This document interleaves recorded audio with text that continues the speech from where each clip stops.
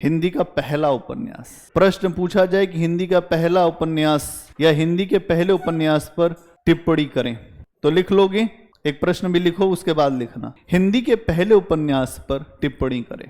अगर ये प्रश्न ऐसे भी पूछ दे कि हिंदी के पहले उपन्यास में साहित्यकारों के बीच क्या मतभेद है, इसे बताएं। अच्छा, इसी प्रश्न को ऐसे भी पूछी, हिंदी के पहले उपन्यास में विभिन्न साहित्यकारों के मतों का परीक्षण करें, तब भी यही बात है। प्रश्न कुछ भी हो, दवाई एक ही चलेगी।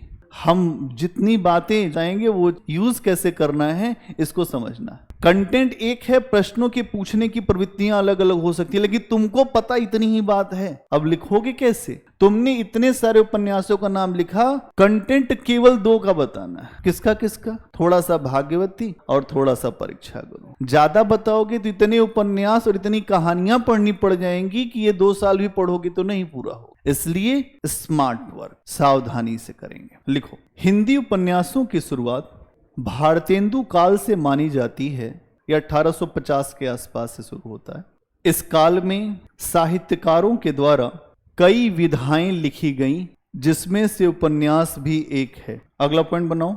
हिंदी के पहले उपन्यास के संबंध में, अब ये प्रश्न हम खुद उठा रहे हैं, ऐसे तुम्हें भी उठाना है आंसर में। हिंदी के पहले उपन्यास के संदर्भ में एक विवाद है जो कुछ रचनाओं को लेकर दिखाई देता है, जैसे देवरानी जेठानी, ब्रैकेट में लिख देना 1870, वामा शिक्षक 1872, भाग्यवती 1877 और परीक्षा गुरु 1882 आदि को देख सकते हैं। अधिकतर विद्वानों में मतभेद भाग्यवती और परीक्षा गुरु को लेकर है। कुछ विद्वानों का मत है कि 1882 में रचित परीक्षा गुरु हिंदी का पहला उपन्यास है, जिसमें दिल्ली के एक धनवान सेठ की कहानी बताई गई है, जो गलत संगति के कारण अपना बहुत सारा धन बर्बाद कर देता है और अपने मित्र की सहायता से इस परिस्थिति से बाहर निकलता है। इस रचना में मूल बात यही है कि व्यक्ति को उतना ही पैर फैलाना चाहिए जितनी चद्दर हो।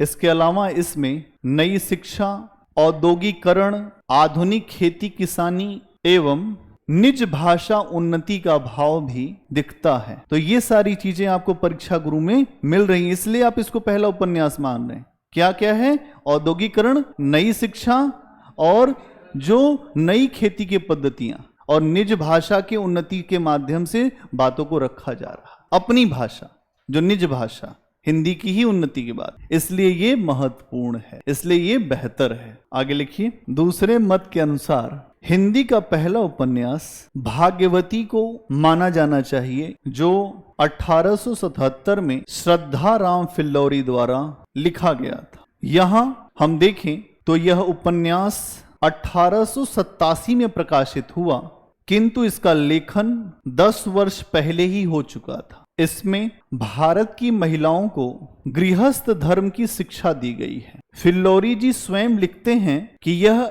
एक ऐसी पोथी है जिससे भारत खंड की स्त्रियों को गृहस्थ धर्म की शिक्षा प्राप्त होती है। Next point. ये 2 बातें हो गई। प्रश्न अब चाहे जो भी आपसे पूछे, इसी तरह से आपको आंसर लेके चलना है। अब फाइनल कंक्लूजन पे चल रहे हैं। वर्तमान में यह माना जाता है हिंदी का पहला उपन्यास परीक्षा गुरु ही है।